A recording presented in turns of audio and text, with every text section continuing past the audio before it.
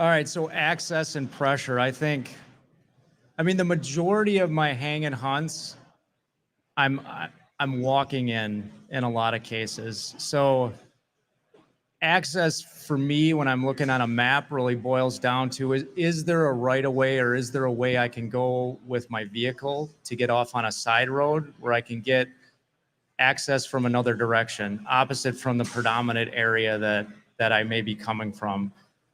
So again, if that's from the south, is there a way I can come in from the east or the west? Now, really, in the areas in southeastern Wisconsin where I hunt a lot, there's a lot of water, there's a lot of riverways. And some of these little niche properties, the way that you can get in on public and get to some of the secluded areas is through water. So I do have a kayak. That's probably one of my other alternative ways that I use, is to take and pack stuff on a kayak and go in and go up, or just simply walk to an area where I need to cross a river. And that may, require bringing waders if you don't want to get wet in the early season. You don't need waders in crossing water access. So I would say the two things I do the most is finding alternate right-of-ways, so little slivers of property that allow you in onto a public so that you can't necessarily hunt, but you get right-of-way access. There's a lenience there.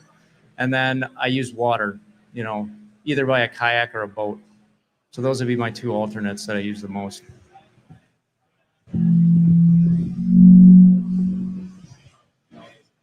Yeah.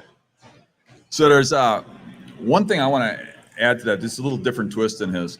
A lot of guys think of this, with the pressure and the access of avoiding people. A lot of times I use those people as access. I want to access the same way, because if you off that route, deer get upset. I mean, they expect you in a certain area. So I'll take those human access trails into a point and then jut off. Matter of fact, I find a lot of my biggest bucks bedding watching access points. I shoot them right next to parking lots where everybody parks. And I know Mario does the same. Yeah. One property that we hunted quite a bit together, a very large property, there's like an access trail that goes through it that everybody takes. It, like bird watchers and everything else. And as long as we stay on that access, I mean, you can hunt running that trail, you can hunt over and over and over again. Those deer would be used to you. But you step 20 yards off that trail and that deer hits your scent, they freak. Yeah,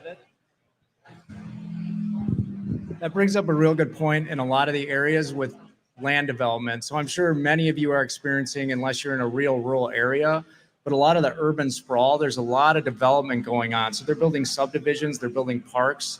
And with these park systems, there's a lot of trails that extend a significant part of the public area. And it seems odd, but if you monitor a lot of these areas that have trail systems in them, there is mature animals that will pull close to cover that sits close to those human traffic trails. And as Dan mentioned, the deer are really wily and spooky, but you can monitor those areas. And I've hunted close to horse trails and human walking trails and had success where deer will bed up, where they're in within earshot. So I always think of it as like sight, sound, smell, safety. They're using those four things when they're picking a spot, and that could be very close to where they're seeing human traffic on a daily basis. And they'll be comfortable with you staying on that trail where they're watching and monitoring everyone move. And then, the moment that someone walks off or they invade that little niche or that space, it'll spook them. That's pressure to them.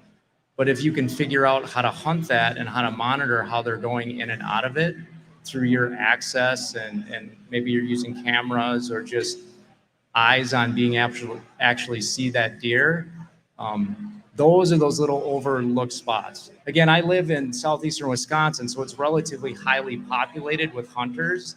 And if you go, in 150 mile band, you're still going to be running into a lot of people because you're not that rural. So those little niche spots are some of the things that I use to try to get in and think differently about how to hunt those areas. If you want to watch another video, click right here. But don't forget to subscribe before you leave.